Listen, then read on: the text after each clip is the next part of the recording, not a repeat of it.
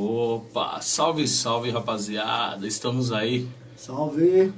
mais uma vez naquela live de grande estilo. Mano, de grande estilo, Professor Fante na área, certo? Vamos que vamos. daquele jeito, pessoal, estou mantendo aqui aquele sempre o nosso cuidado aqui, isolamento social, certo? Todo mundo aí álcool em gel na mão, lavar bem as mãos, manter a higiene. E hoje a gente vai ter uma live especial com quem aí, Fante? Pode crer, Ade. Certo, a gente vai ter um bate-papo aí muito da hora com o médico infectologista, escritor e nosso amigo aí, Gerson Salvador, certo? É um cara que tá aí na linha de frente aí desse episódio que está acontecendo aí, certo? E, mano, é um cara íntegro aí da quebrada, nosso amigo, que, pô, é uma satisfação e vai trazer várias informações boas pra gente aí, pra nossa saúde, certo? De consciência, de evitar algumas coisas, né, mano? Dessa pandemia aí. Ele vai estar trazendo essas informações pra nós. Vamos que vamos, já pode chegar aí e tamo junto. É isso aí, pessoal. Vamos dar uma olhadinha aqui, ó. Opa, Gerson Salvador já está presente aqui na nossa live. Vamos manter aqui. Pessoal, vai ser muito importante a participação de todos vocês, o compartilhamento. Hoje é uma live diferente. A gente vai tratar de um assunto que é um assunto totalmente voltado aí para as necessidades coletivas. Opa, Gerson, tudo na paz? Tudo bem, velho? Opa! Tava no trajeto aqui, mas estamos aí, cara. Direto do carro aqui. Acho que tá dando pra ver bem. Se o áudio estiver bom, o vídeo estiver bom, aí a gente vai falando. Satisfação tá com vocês. Ô, Gerson, obrigado aí, atenção, mano. O espaço na sua agenda aí, tá ligado? A gente agradece de coração, mano. Sabe que é de verdade mesmo. E vamos que vamos aí. E essa oportunidade aí é única pra nós, certo? Passar uma ideia pra galera aí. E é muito bom contar contigo. Beleza? Pra mim é um prazer estar com vocês, né? Nós somos amigos aí, Fante, tem 30 anos que a gente se conhece. Tá chegando nos 30, né? Desde Tá chegando. 1990. Então, assim, pra mim é um prazer estar com vocês. O pessoal que tá acompanhando aí, que sou do interior da Bahia, mas cresci na região do Ipiranga, aí na Vila Carioca. Somos amigos de infância, né? Estamos aí na trincheira da cultura, da literatura juntos. Então, para mim é um prazer estar aqui com vocês. E para mim é um prazer também estar falando com o pessoal do rap e particularmente com o pessoal de Heliópolis, da Vila Carioca aí, enfim, muitas pessoas que a gente cresceu junto e está no momento da gente for. Então, estamos juntos. Seguimos juntos, aliás. Opa, sensacional, Gerson. Foi muito gratificante aí quando o Fante falou aí, poxa, mano, vamos fazer uma live com o Gerson, assim. A gente falou, poxa, muito, muito interessante e necessário mesmo nesses momentos. Que você é um médico infectologista, né? Queria que você contasse um pouquinho aí uma apresentação sua sobre a sua história, que você já disse um pouco, e a sua parte na medicina aí também, que aí vai ser um assunto hoje que a gente vai tratar, que é o que a periferia e a comunidade precisa muito, mas está tendo muitas informações que não são de pessoas que têm embasamento como você, né? Tá.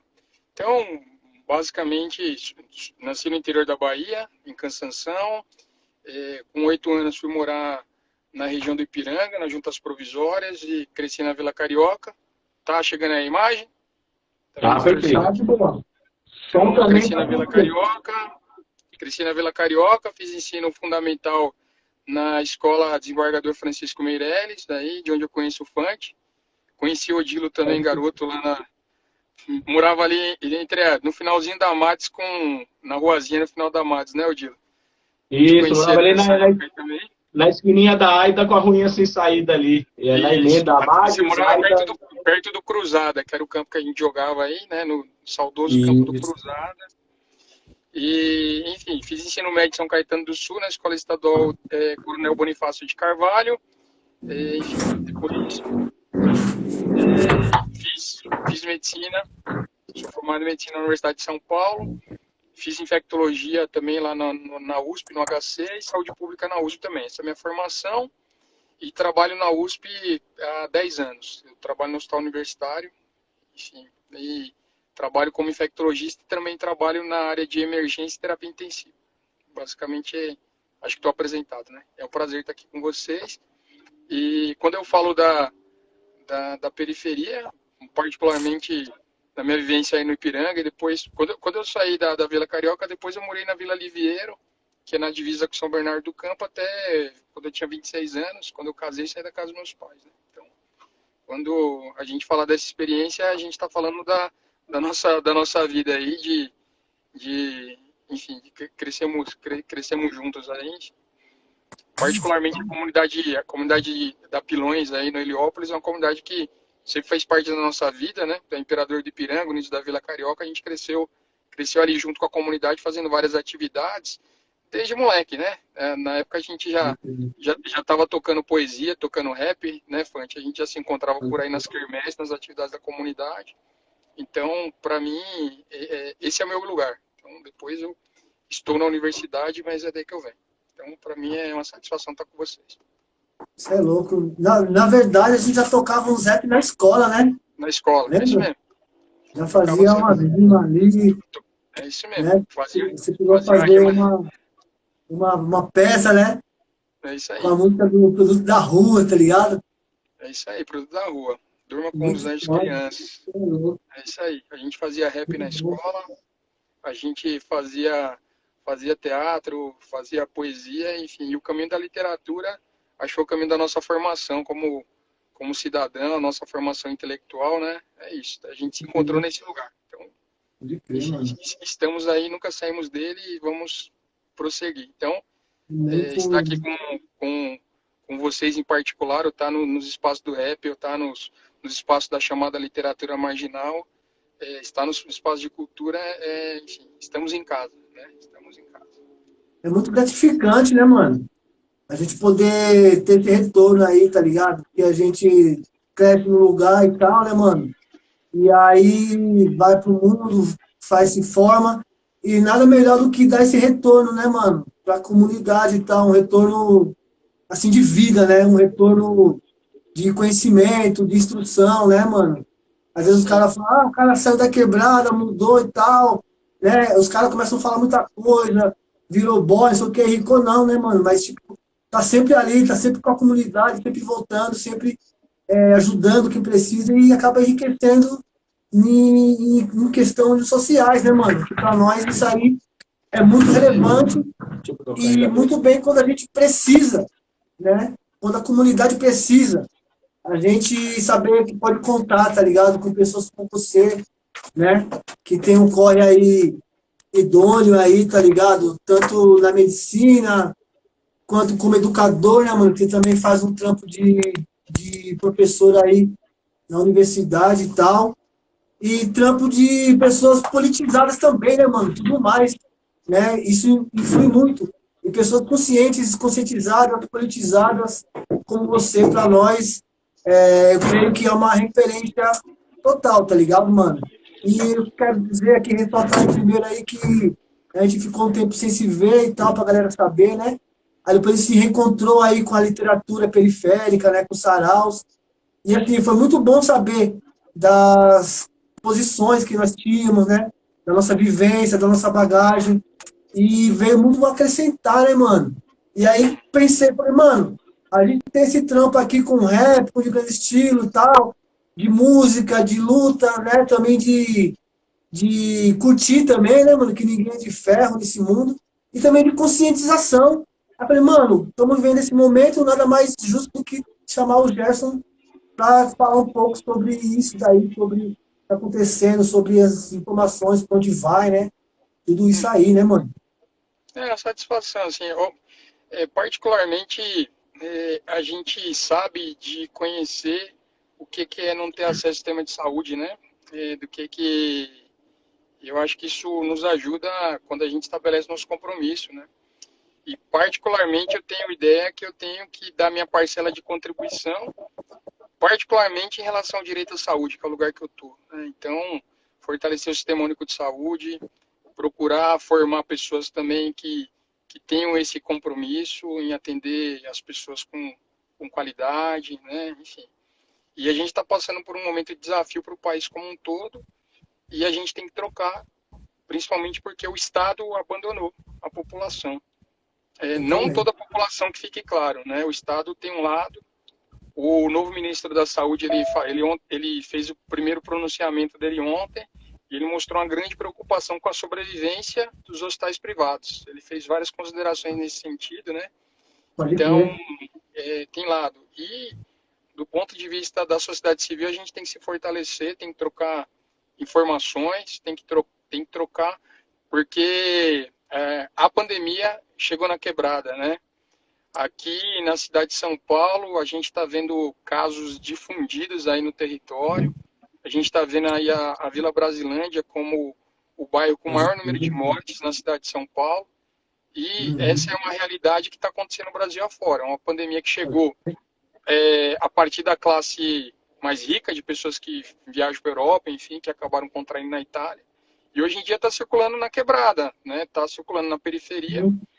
E a gente tem uma preocupação, porque a gente conhece todo mundo que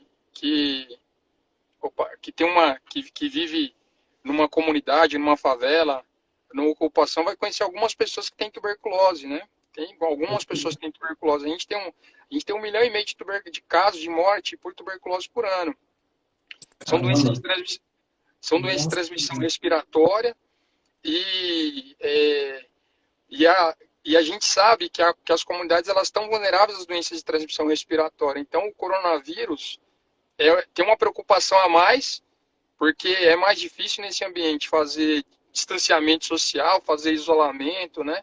Então, a comunidade tem que assumir, sim, porque não tem alternativa, porque o Estado já abandonou. Então, a gente tem que estar junto aí, tem que multiplicar. Com certeza. Caramba. Ô, Gerson, como você disse agora um pouco, né, dessa questão da mudança do ministro da Saúde, né?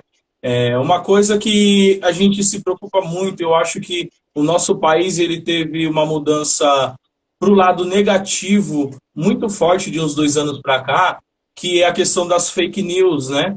E uma coisa que assim tá preocupando bastante, particularmente a mim, esse números de pessoas mandando vídeos, comentando, falando que é mentira, que os hospitais estão cheios, que o atendimento está todo normal.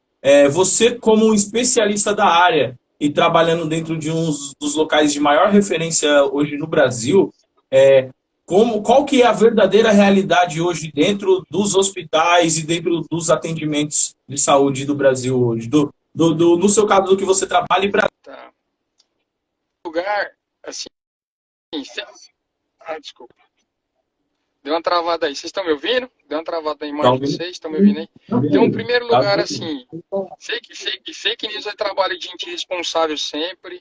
Eles têm influenciado os nossos processos políticos. Nossas últimas eleições elas estão sendo arrastadas por grupo de WhatsApp, por mentira disseminada.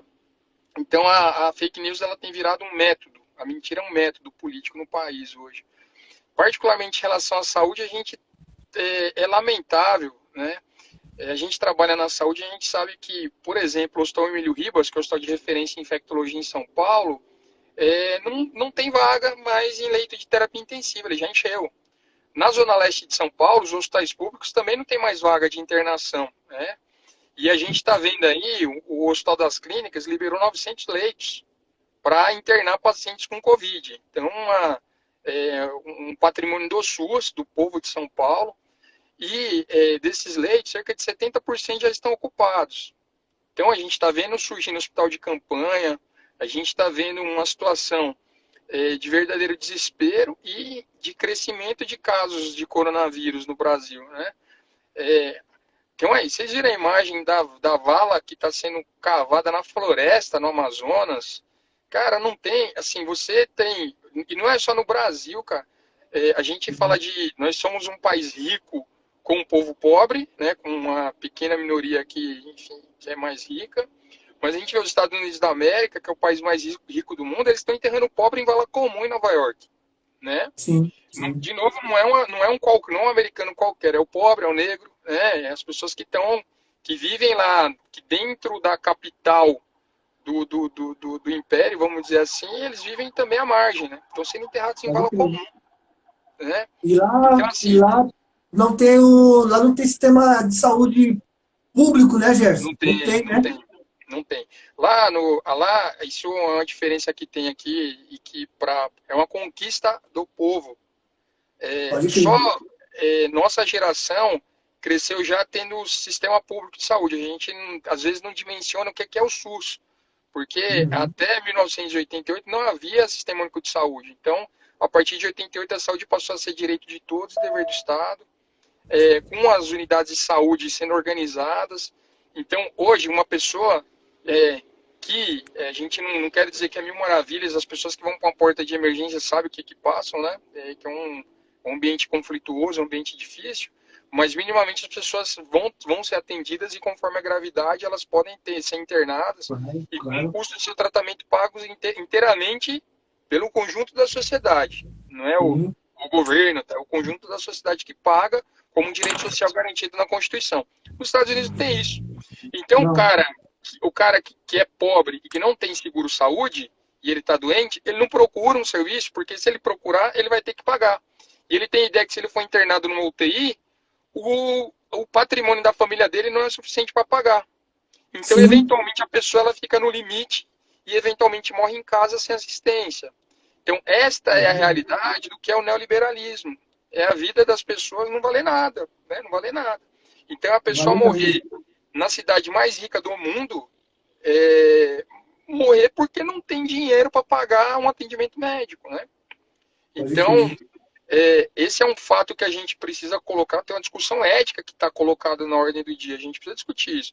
Como assim algumas pessoas podem ter acesso à saúde e outras não, como se fosse um bem de consumo, se fosse uma roupa, um tênis ou qualquer coisa. Então, saúde é direito humano, tem que ser direito de todos. No Brasil a gente conquistou isso com o SUS, a gente precisa melhorar o SUS e muito, com certeza, mas minimamente Uhum. hoje, se uma pessoa ligar para o SAMU, ela vai ter alguma resposta. Então o serviço está sendo desmontado também, mas enfim, as pessoas eles vão ter algum. Se ele Pode chegar numa crer, porta mano. de um pronto-socorro, ela vai ter algum atendimento. Isso não é a realidade de muitos países, inclusive nos Estados Unidos da América. Então, a gente tem alguma Fecharam o capacidade. SUS em várias cidades, né? Oi? Fecharam o SUS em várias cidades, né? O Eles SUS não, têm o SAMU, né? O o SAMU. SAMU. Aqui em São Paulo eles desmontaram mais de 30 bases, o prefeito Bruno Covas, né? Fecharam Então, várias mano. unidades. Então, o SUS, nos últimos 4 anos, os caras têm falado, custa demais, ninguém consegue dar saúde para todos, a gente precisa acabar com isso, o direito constitucional tem que ser revisto. E Pode agora, crer. as pessoas veem se garantir saúde como um direito custa caro, muito mais caro custa não oferecer. Sim. Veja o tamanho da crise econômica que o mundo está passando. Os Estados Unidos vão entrar em recessão também. Então, quando Sim. você não cuida da saúde das pessoas, ou se você tem uma parte da população que ela não está segura, então ninguém está seguro. Né? Não. A pandemia ela Até, mostra isso, ela mostra que a gente vem tolerando absurdos, né? até Mas todo porque. mundo. Pode Desculpa aí, concluir aí. não, mas Não, é pode assim, concluir. se tem um determinado grupo social que não está seguro, então ninguém está. E aqui no Brasil, a sociedade se acostumou a ter morador, pessoa em situação de rua aglomerada em albergue sem ventilação. Eles sempre tiveram morrendo de tuberculose. Nunca ligou. Pode crer, mano. Mas Agora, outra coisa, agora a a gente pandemia tava toca, né? conversando, a gente tava conversando hoje com o Japão, né? Lá de Brasília. Aí veio à tona esse questionamento, né, mano? Ele falou a respeito dos presos, dos presidiários e presidiárias, né, mano? Hum, Que tinha uma cifra lá de um monte de gente já Infectado. infectado, né, lá em Brasília. E eu vi hoje que acho que eram mais de 100 casos no presídio lá em Brasília e em assim, outros lugares do Brasil, né, mano? A gente sabe que nas cadeias a tuberculose é generalizada, né, mano? sim, assim, E, e a gente pode vê que falar, é tipo, é um genocídio programado, né, mano? O que você assim, tem a falar sobre isso? isso chama necropolítica, né? Assim, basicamente, a interpretação que eu faço disso é o seguinte: na época da indústria, que a indústria puxava a economia, eles precisavam do pobre para operar as máquinas, entendeu? Então, com a mudança no perfil econômico, para o ramo de serviços, eles mecanizaram a produção agrícola e botaram o robô nas fábricas. Então, simplesmente, o neoliberalismo não tem projeto para o pobre. Então, Não tem. o projeto é exterminar. O projeto é exterminar. Isso chama necropolítica. Né? Então, Isso se reflete em diversas situações, inclusive nas pessoas que estão privadas de liberdade.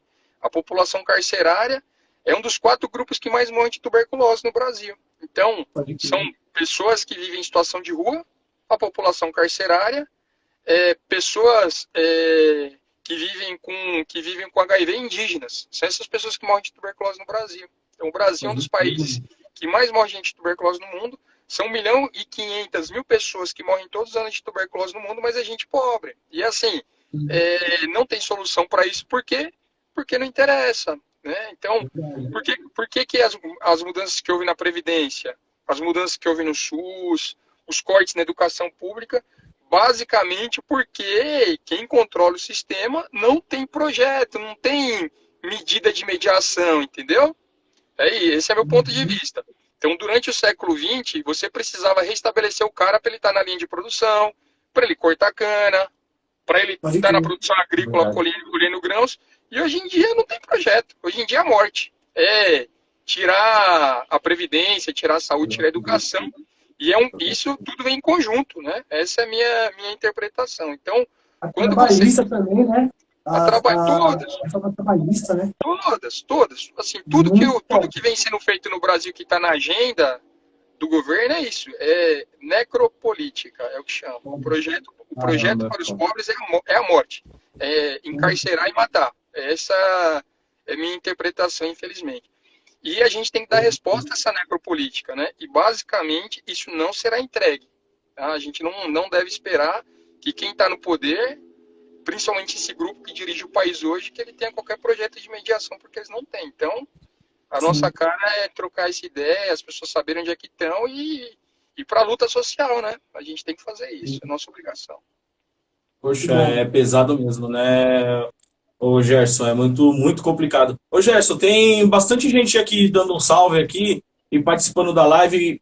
Pedir aí muito obrigado a vocês novamente, compartilhar e mandar perguntas aqui. Já tem bastante pergunta aqui, Gerson. Aqui, ó, o Lado Obscuro aqui que está seguindo a gente, está perguntando a respeito como que você vê sobre o uso das máscaras, que uma hora pede para usar, outro momento não. Você, como médico, qual que é a sua orientação sobre essa questão do uso das máscaras? Tá, então vamos lá. A máscara, ela sempre foi recomendada para ser usada por profissional de saúde atendendo pessoa com sintoma respiratório, aquelas máscaras cirúrgicas, né? Ou para uma pessoa que está doente usar e não transmitir. Essas são as recomendações que valeram até muito pouco tempo. Agora, durante a pandemia, tem surgido novos conhecimentos, as pessoas falaram que o vírus ele pode ser transmitido com pessoas com pouquíssimos sintomas e até por pessoas sem sintomas, entendido? Então, quando se fala para usar máscara de pano, ela não protege tanto o indivíduo, mas se a pessoa estiver infectada, diminui a chance dele transmitir para os outros. Então, é esse o sentido de usar máscara de pano na comunidade, no ambiente das ruas e tal. Então, é esse o sentido, tá? Então, a máscara, ela vai proteger mais os outros do que o próprio indivíduo. E a principal medida para evitar a infecção é higiene das mãos. Tem que lavar as mãos sempre, né? E a máscara talvez tenha um papel no sentido de não disseminar na comunidade. Então, hoje ela está sendo recomendada, faz sentido. E o quanto que ela é eficaz ou não, a gente vai entender quando a gente fizer um balanço. Mas hoje é uma recomendação que eu acho que ela faz sentido. É isso. Então, a máscara profissional pode ser usada por profissional de saúde. E a máscara de pano, ela pode ser usada, tem sido recomendado que se use na comunidade em geral, quando a pessoa circula. Bacana, show de bola. Tem uma outra pergunta aqui, do Romero. Romero aqui está perguntando para você, ô Gerson, qual que é a faixa de idade no hospital que você trabalha, ou nos hospitais que você tem o conhecimento, qual que é a faixa de idade das pessoas que estão entrando realmente em óbito ou em casos graves com a Covid-19, né? E qual a interferência do Covid sobre outras doenças já existentes, né? Ok. Então, assim, primeiro, 80% dos casos de Covid-19 são leves, não precisam de nenhum tipo de intervenção médica, tá? Então, a primeira coisa que A gente precisa cuidar do ponto de vista como um grande risco coletivo. Do ponto de vista individual, é relativamente, a maior chance é ter um quadro muito leve. 20% das pessoas precisam de algum cuidado hospitalar com oxigênio e 5% precisam de terapia intensiva, beleza? Os casos mais graves normalmente são pessoas mais velhas. Quanto mais velho, mais doença tiver. Mais doenças cardíacas, diabetes mal compensado, pessoas imunodeprimidas, são as pessoas que têm os quadros mais graves. Nos Estados Unidos, diferente da China, passou a ter casos mais jovens. E aqui no Brasil também a gente está vendo um perfil de pessoas mais jovens adoecendo com doença grave. E parece, os dados preliminares falam que é por conta de obesidade. Tem mais obesidade na América, nos Estados Unidos da América e no Brasil também, comparado com a China e com a Itália, por exemplo. E parece, por enquanto, que é por isso que aqui está tendo um perfil de gente mais nova, tá? Então, é isso. Lembrar de que precisa cuidar de doenças crônicas. Em relação à obesidade, isso tem que chamar atenção também, porque antigamente as pessoas mais pobres no Brasil eram magras por não conseguir consumir alimento suficiente. Depois, passou num período de que as pessoas comem muito carboidrato. O que é carboidrato? É arroz, é pão, é farinha, e coisa assim que acaba engordando muito. Então a gente está passando por uma epidemia de obesidade no Brasil. Nos Estados Unidos é muito mais grave, nós estamos num patamar intermediário. Parece que é por isso, ok? Mas basicamente o risco maior ainda é das pessoas mais velhas e com doenças. E a gente tem que lembrar dos profissionais de saúde, que 10 a 20% das pessoas que pegam Covid são profissionais de saúde, então nem entre os profissionais de saúde a gente vai vendo casos graves em todas as faixas de idade, né? É pessoas mais jovens, mas é por conta de um grande número de casos, então acaba tendo casos mais graves nessa população também. Poxa, interessante. Pegando um gancho, você já falou um pouco e aproveitar que a pergunta ela vai se unir, tem uma outra pergunta aqui que é da Abigail Toledo. Por que os cardíacos são as vítimas fatais, sendo que o pulmão é o mais afetado? Tá. Assim, dois motivos. Primeiro, o coronavírus, esse novo coronavírus, ele entra na célula humana a partir de um receptor. Ele tem uma chavinha que acha uma fechadura, tá? Essa fechadura ela tem no pulmão, tem no rim, tem no cérebro, tem no intestino e tem no coração. Então, o vírus ele consegue entrar e ele pode causar doença direta no coração. Então, tem miocardite, que é a inflamação do músculo cardíaco, arritmias, isquemia, que é tipo de infarto, né, em pacientes com Covid por conta disso. O outro lado é que a pessoa que tem problemas cardíacos, insuficiência cardíaca, ela tem problemas respiratórios também. A pessoa tem falta de ar com qualquer tipo de esforço. Quando baixa o oxigênio, a pessoa acaba exigindo mais de um coração que já é doente e pode entrar em colapso. Então, basicamente por esses dois motivos. Tanto que descompensa a doença crônica, como também porque o próprio vírus ataca o coração nos casos de maior gravidade. Legal, bacana. Não sei se ele quer fazer uma aqui, mas para a gente fazer. Teve uma pergunta que veio logo no começo, quando a gente divulgou a sua live hoje, que é o seguinte: se é verdade que o vírus ele permanece vivo mais no ambiente frio, né, sobre o clima frio, ou sobre baixas temperaturas, e se é verdade que ele sobrevive mais, nesse caso, e quando se tratar de alimentos, principalmente legumes, qual que é o período que o vírus ele se mantém vivo dentro dos alimentos e como que a gente deve tratar dos alimentos? Tá. Então, em primeiro lugar, a gente já teve duas epidemias por coronavírus antes, a SARS, que foi 2002, 2003, e a MERS, que foi na década de 2010, né? E a gente já conhece coronavírus que podem causar doenças e até o presente momento a informação que a gente tem é que coronavírus não se transmite por alimento, tá? Então essa é a informação que a gente tem, pode ser que a gente descubra outra coisa, mas basicamente não há doença de transmissão por alimento.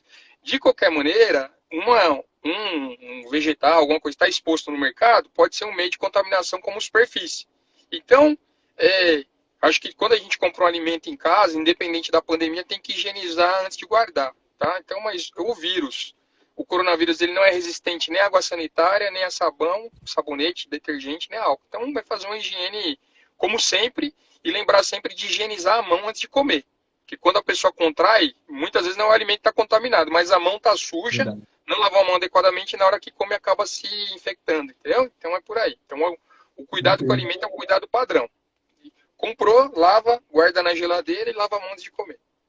Sempre reforçando a ideia de higiene, né? Higienização É total, isso. né, mano? E assim, higiene das mãos é a principal medida para evitar o coronavírus e uma infecção qualquer. A gente tem que colocar essa prática, né? A gente tem que colocar essa prática no nosso dia a dia, fazer higiene das mãos várias vezes por dia. A gente precisa reforçar isso, todo mundo pode melhorar, né?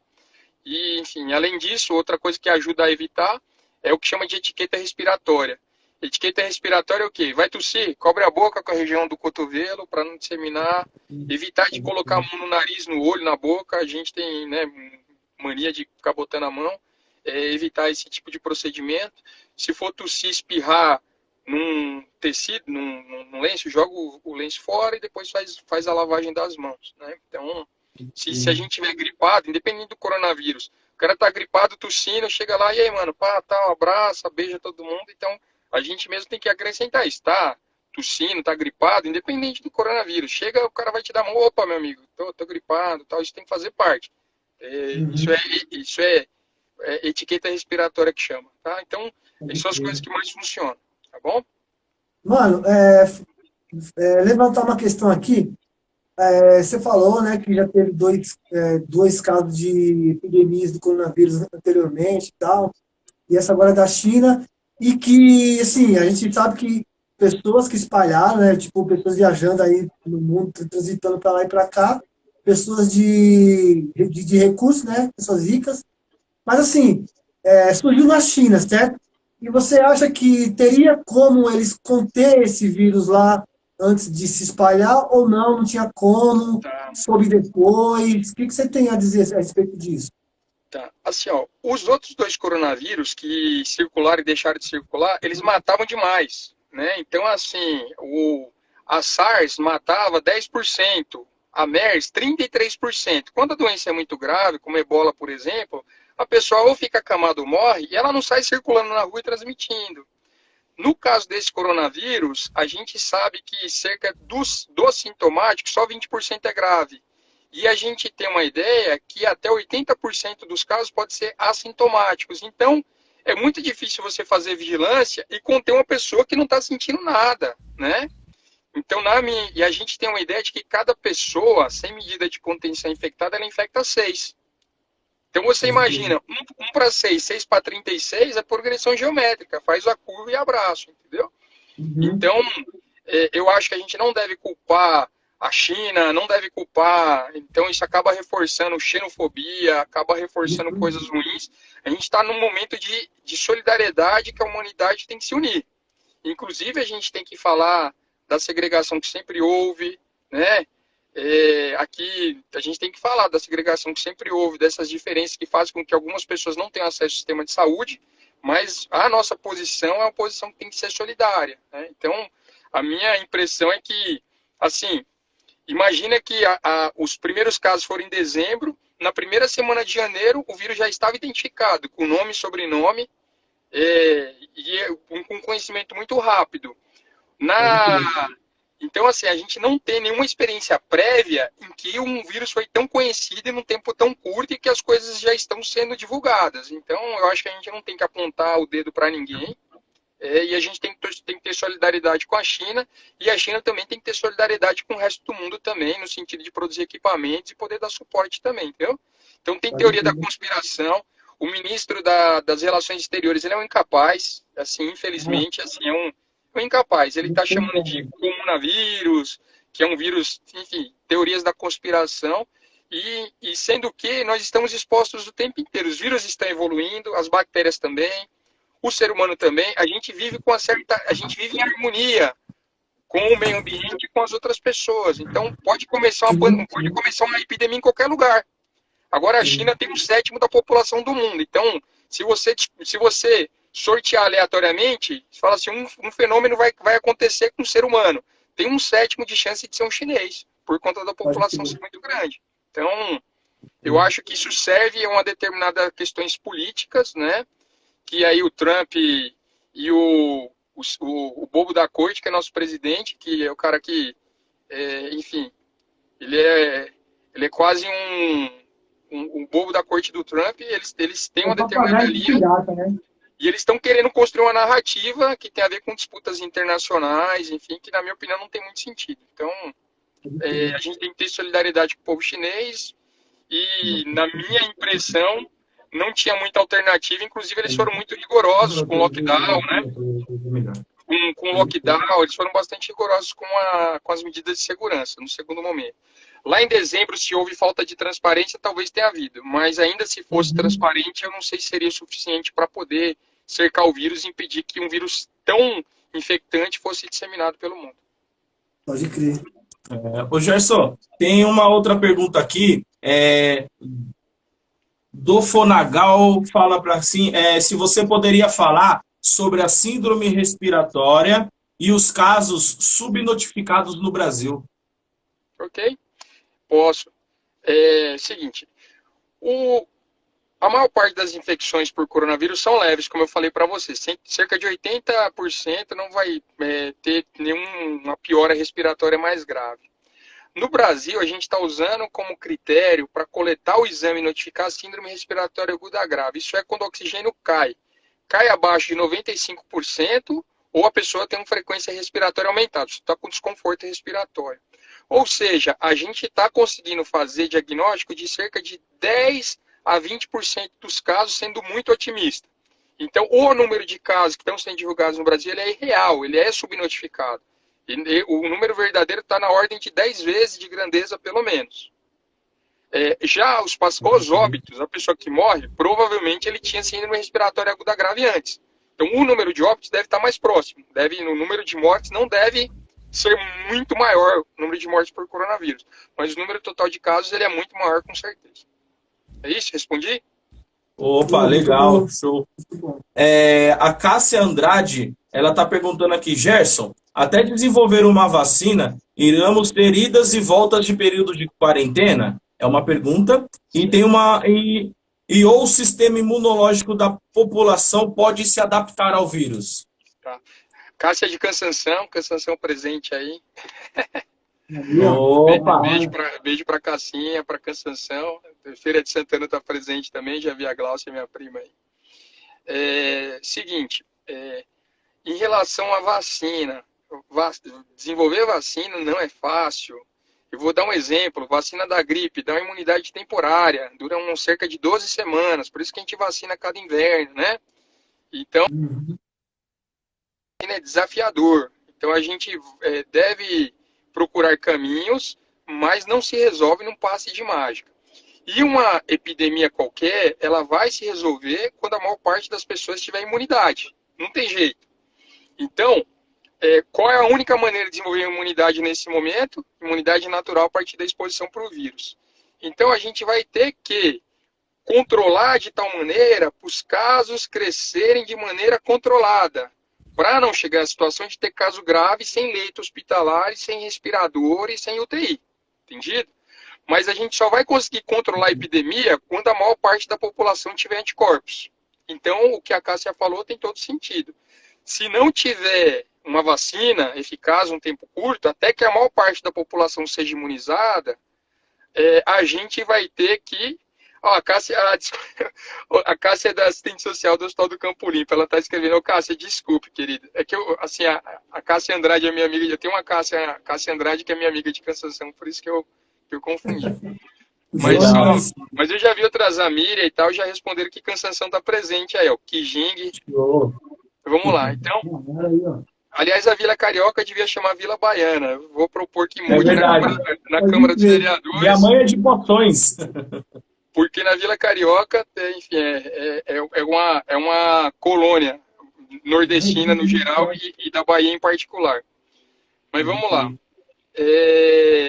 Então, o que a Cássia do Hospital do Campo Limpo, assistente social, trouxe, tem todo sentido do mundo. Enquanto a maior parte da população não estiver imunizada, resta-nos estratégias de mitigação com distanciamento social, e esse distanciamento social ele vai ter que ser feito baseado nos momentos que a gente está vivendo, enfim, um trabalho muito grande, que vai exigir muito esforço da sociedade e dos governos, e que nós estamos numa situação difícil porque o nosso governo joga contra, só atrapalha. O presidente da República ele é um empecilho para a gente conseguir dar alguma resposta adequada à pandemia.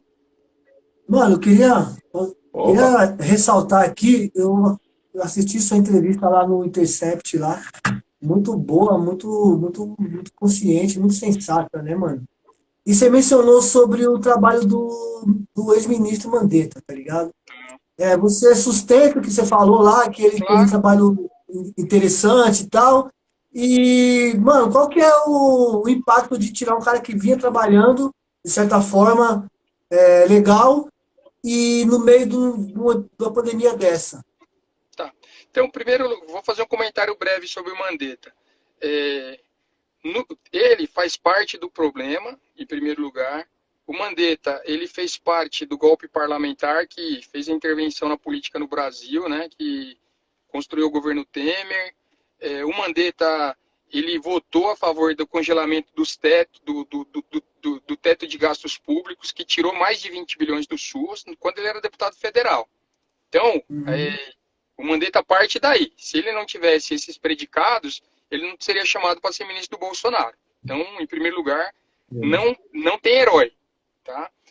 A parte disso, a gente tem que reconhecer que ele fez um trabalho orientado no Ministério da Saúde pelos profissionais do SUS, para os profissionais do Ministério da Saúde tem uma alta competência técnica, ele ouviu e ele teve a qualidade de fazer um bom enfrentamento na pandemia. Como outros que também têm feito. Eu vou dizer, o próprio João Dória tem mais acertado do que errado, o Caiado de Goiás tem mais acertado do que errado. Então, por contraste, o presidente e o núcleo dele mais próximo, ele conseguiu fazer condutas tão absurdas que nem esse campo que estava tão próximo dele, eles conseguiram convencer. Então, Uhum. basicamente é isso. Então, o Mandetta, no geral, é um político de direita, que está alinhado com o projeto de poder que aí está, porém, no enfrentamento da pandemia, ele teve mais acertos do que erros, e foi por conta desses acertos que ele foi tirado. Pode crer. Esse novo ministro é um boneco de ventrículo. O Bolsonaro botou um general para ser o secretário executivo do ministério, que é quem tem a máquina na mão, e ele é o cara que vai ficar dando entrevista e vai ficar falando, enfim. Pode Na crer. entrevista dele que ele deu ontem, ele falou que ele estava preocupado com a sobrevivência dos hospitais privados. É a grande preocupação dele. Então, assim, ele não nega de onde ele vem. É um cara que representa exclusivamente o interesse do empresariado na saúde, né? Então nós temos um ministro da morte, nós não temos um ministro da saúde, o que é absolutamente coerente com a proposta do governo Bolsonaro, que eu já qualifiquei aqui, que é necropolítica. É uma proposta antipopular. E que, lamentavelmente, muita gente pobre apoia. Mesmo tem perdido o direito, está vendo o caos que está sendo instalado, e infelizmente, por conta de uma ilusão qualquer, acaba apoiando. Mas, enfim, é o, é o rato que tá acuado e tá batendo palma pro gato, entendeu? Vai acabar sendo devorado por que tá criando. Infelizmente. Ou, quem sabe, tem um lampejo de consciência, a sociedade civil se levante e não admita Pode todos crer. os absurdos que aí estão. Eu espero que as pessoas botem a mão na cabeça, né? Enfim, e que as pessoas se mobilizem e consigam construir uma resposta. Pode crer. Legal. Ô, Gerson, aí é uma pergunta minha que eu acho que vai ser de muitas pessoas. Eu gostaria que você abordasse sobre o colapso no sistema de saúde, porque até dentro da pergunta eu ia fazer outras e se encaixa tudo nisso. Porque a gente está começando a ver pessoas agredindo profissionais da saúde, pessoas fazendo vídeos que é mentira dos óbitos, e eu queria que você explicasse sobre como que se forma esse colapso e para as pessoas entender, porque pelo que eu entendo é um momento que não vai chegar que não vai ter atendimento para ninguém, nem aquela pessoa que de repente sofreu um acidente, né? Então, você pode comentar a respeito disso? Assim, só para falar uma situação para vocês, e aí já pedindo desculpa, mas tá chegando no meu limite, aí eu vou Ah, pedir aqui para também. Aí eu vou pedir para vocês o seguinte: coloca as perguntas que estão pendentes aí, eu vou tentar responder numa paulada, pode ser? Porque aí a gente respeita a Olha, interlocução aí do pessoal que está mandando perguntas aí também, tá? Então, legal. o colapso do sistema. Tem mais pergunta aí? Tem sim. Aqui também, porque já está quase também chegando o horário do final, que a live só dura uma hora, né? Então é o seguinte: é o colapso no sistema de saúde, o relaxamento da medida social, né? Se isso pode ser uma tragédia no futuro, né? Esse relaxamento do isolamento social. E uma outra pergunta aqui, só um instante, que eu tinha visto. E a questão do o clima, sobre o vírus dentro do clima, né? O clima frio, o clima quente, se isso interfere. Tá bom. Então vamos lá. Eu vou responder a do clima porque ela é mais fácil. Papum. É, os vírus respiratórios, via de regra, eles se transmitem melhor no inverno, tá? Mas o frio, ele vai fazer com que vai ajudar a conservar o vírus. Mas o frio é bem mais frio. Numa temperatura abaixo de 10 graus, o vírus ele é um pouquinho mais conservado. E acima de 57 e 58 graus, o vírus ele começa a perder a capacidade de infectar. Se obtém na atmosfera. Isso é a temperatura que se obtém quando você vai fazer um procedimento de limpeza, né? Um procedimento de higienização. E aqui, se a gente tinha dúvida em relação à infectividade do vírus em clima tropical, está em Manaus para tirar dúvida de qualquer um, né? Está tendo uma epidemia grave no estado do Amazonas. Estão ouvindo aí?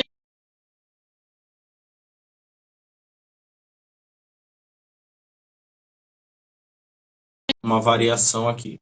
Vamos. Tá rolando aí?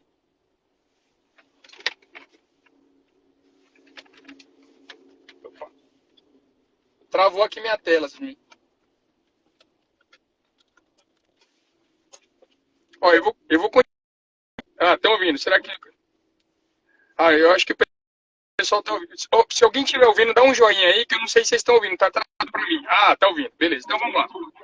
Beleza. Então é o seguinte, se alguém tinha dúvida se o clima tropical é propício para disseminar o coronavírus, veja Manaus. Veja Manaus, que está numa situação de uma verdadeira catástrofe, né? No estado do Amazonas. Estão ouvindo aí? Entendi. Então, Tá, agora beleza. estamos vendo. Então, em relação ao clima, acho que está respondido. Em relação ao colapso no sistema de saúde, é relativamente tranquilo também. A gente tem um número limitado de leitos. A gente tem menos leito hoje do que a gente... Porque existe um desmonte programado do SUS, que tem perdido recursos, tem perdido profissionais de saúde. No hospital que eu trabalho, por exemplo, no Hospital Universitário da USP, hoje em dia a gente tem 25% menos leito do que a gente tinha em 2014. Por quê? Porque eles resolveram fechar. E isso é regra, não é exceção. Então a gente está passando por um processo de desmonte do SUS. A gente tem leitos de terapia intensiva concentrados em São Paulo e concentrados no sistema privado. Então a gente tem vazios assistenciais em relação à terapia intensiva no Brasil. Quando um cara bate a cabeça numa cidade do interior, em Cansanção, por exemplo, ele vai ficar ali esperando a regulação que eventualmente nunca vem. Então, enfim, morre gente por falta de leito de UTI e não é de hoje. Entendido? Agora, o que tem acontecido? É que o número de casos respiratórios tem subido muito e tem esgotado a capacidade de atendimento. Manaus já esgotou, Fortaleza já esgotou, Recife está no limite e São Paulo, na Zona Leste, por exemplo, já esgotou também e a cidade de São Paulo está chegando no limite também. Então, a colapso no sistema de saúde é simplesmente não ter leito, a pessoa chegar na porta de hospital e ela não ter como ser admitida e, no limite, uma pessoa com insuficiência respiratória que precisa ser entubada e ligada no aparelho para respirar, não ter aparelho. É esse o colapso que aconteceu na Itália, é esse o colapso que aconteceu em Nova York e que está acontecendo no Brasil e que só não enxerga quem não quer. Então, em relação ao distanciamento social, é o que a gente tem. É agradável? Não é. Tem 5 semanas que eu não abraço meu pai e minha mãe. Estou contente? Não estou. Né? Eu estou com meus filhinhos em casa, também trancados e tal. Não é confortável para ninguém. Porém, nós não temos alternativa. A alternativa é o vírus circular do jeito que ele quer e acabar atingindo um contingente de pessoas muito grande e um monte de gente morrendo por conta disso. É isso. Caramba, perfeito, perfeito as respostas. Muito, muito concreta mesmo. É muito bom aí ter essa sua participação, Jéssica. Então a gente vai fazer isso que você falou, a gente vai pegar aqui as perguntas, vamos selecionar, vamos mandar para você e na medida do possível aqui a gente vai passando para as pessoas aí, agradecer muito essa sua presença aqui com a gente, né? E eu gostaria de só mais uma coisa, Gerson. Não é muito a sua área, né? Porque você é infectologista, mas essa questão do isolamento, qual a dica que você pode passar para as pessoas que sofrem de ansiedade e depressão? Que eu acho que é uma coisa que está muito em alta também, né? Assim, então, em primeiro lugar, assim, eu acho que a gente tem que ter solidariedade, de novo, né? Eu acho que nós, como os médicos, mas todo mundo, a gente vive uma epidemia também de depressão e de ansiedade, de transtornos aí de saúde mental, né? Então, eu duvido que todo mundo que está aqui vendo a live não tem uma pessoa, um amigo ou uma pessoa da família que tem depressão, ansiedade, né? Porque, enfim, é muito frequente. Então, em primeiro lugar, vamos tentar estar próximo dessas pessoas como é possível estar próximo, né? Um telefonema, uma chamada de vídeo, eventualmente, o acolhimento. Tem grupos prestando apoio solidário para essas populações, para essas pessoas também. Enfim, depois eu me comprometo a mandar para vocês, para compartilhar com o público de vocês, também de pessoas que estão oferecendo escuta, né? Uhum. E é isso. Assim, é um momento que a saúde mental ela também é comprometida, né? A chance da pessoa ter problemas graves, até suicídio, está aí. Então, vamos dar nosso apoio como, né, pessoas que conhecem as pessoas que estão doentes e também os profissionais de saúde no geral. É isso. Pode crer. Boa mesmo. Bem esclarecedor, mano. A gente pensou que ia ser assim mesmo, é uma ideia, um bate-papo, né, meio um pouco pesado, mas que é muito necessário para nós, viu, Gerson? A gente agradece muito aí a sua disponibilidade, tá ligado? Em nome do De Grande Estilo, em nome da quebrada, da comunidade, certo, mano? A gente deseja para você aí muita serenidade, muita tranquilidade.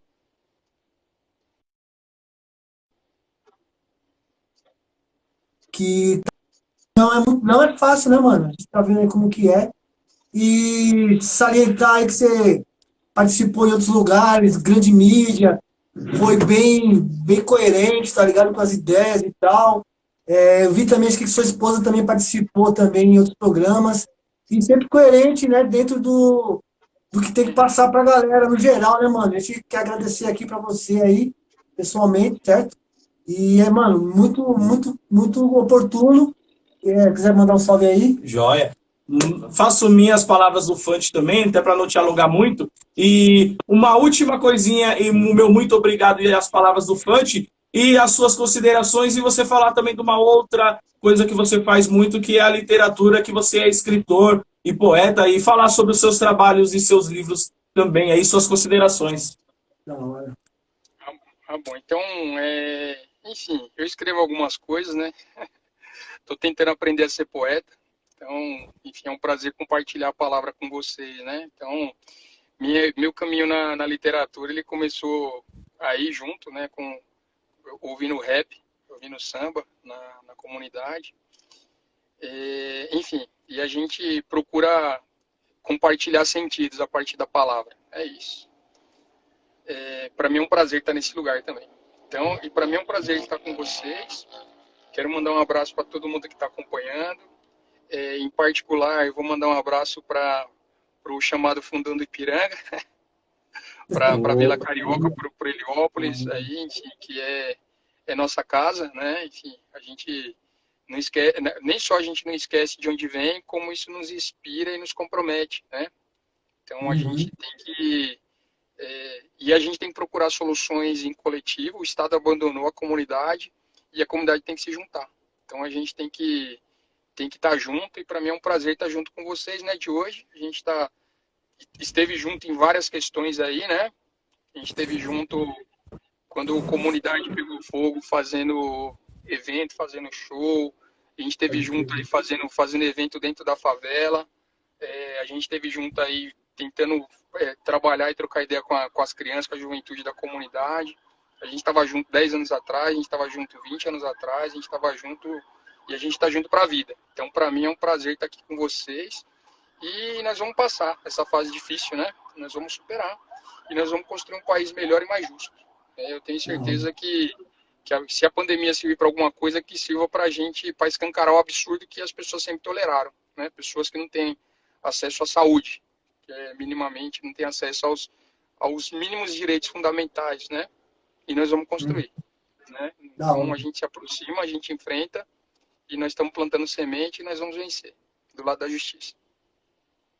Muito bom, mano. Poxa, amém. Você é louco. Satisfação mesmo. Gratidão mesmo, muito obrigado aí, Gerson. E avisando aqui para o pessoal, muita gente mandou muita pergunta e estão pedindo para a gente salvar a live. Nós vamos salvar essa live, a gente vai disponibilizar em todas as redes do De Grande Estilo, Facebook, aqui no Instagram e no YouTube também, e a gente vai colher essas dúvidas aqui e passar para o Gerson, e num instante que ele puder responder, ele vai passar para a gente aqui e agradecer a presença de todos vocês.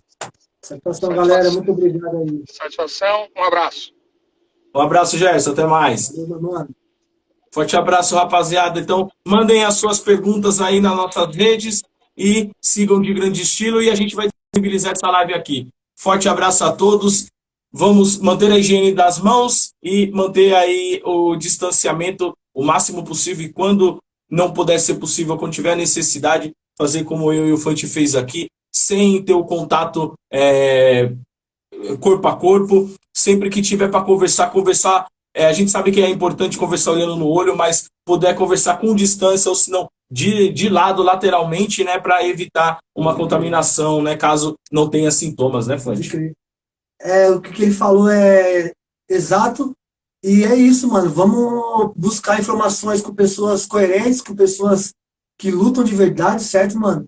Não vamos dar muito ouvido para certos tipos de governo que estão aí, que não ligam pro povo, e como o nosso amigo Gerson Salvador falou, esqueceu a comunidade totalmente, tá ligado? Vamos se conscientizar, vamos ler, vamos buscar informações certas, firmeza, e vamos que vamos, galera. Vamos sair dessa aí de cabeça erguida, se Deus quiser, certo? E vamos que vamos, satisfação total. Tamo junto, forte abraço. Eu quero mandar aqui também um recado a todas as frentes de lideranças comunitárias no Brasil inteiro que está desenvolvendo um trabalho, né? Em específico aqui na nossa comunidade, mandar um abraço aí para Mover Elipa, para CUFA Heliópolis, para UNAS, né? Para todas as associações, mandar um salve aí para todo mundo, o Augusto, que é um parceiro aqui da Quebrada, faz um trabalho comunitário também, e é muito importante isso. E, pessoal, sempre quando tiver alguma notícia, algum meme, algum link, antes de compartilhar, pessoal, acessa, vê se é verdade, vê a data, é muito fácil saber, veja o site se é de confiança e veja a data da postagem, porque a fake news hoje é o maior mal dentro da nossa sociedade. É uma forma de doença, né, mano? A ignorância, às vezes, é até pior do que o próprio coronavírus, certo, mano? Vamos se conscientizar, galera, firmeza? Agradecer aí, certo? Forte abraço, então até mais. Nos vemos amanhã em mais uma live, hein? Amanhã vamos ter uma live voltada para música aí com o apresentador do Espaço Rap, Fábio Rogério, amanhã às 23 horas. Firmeza? Valeu. Paz.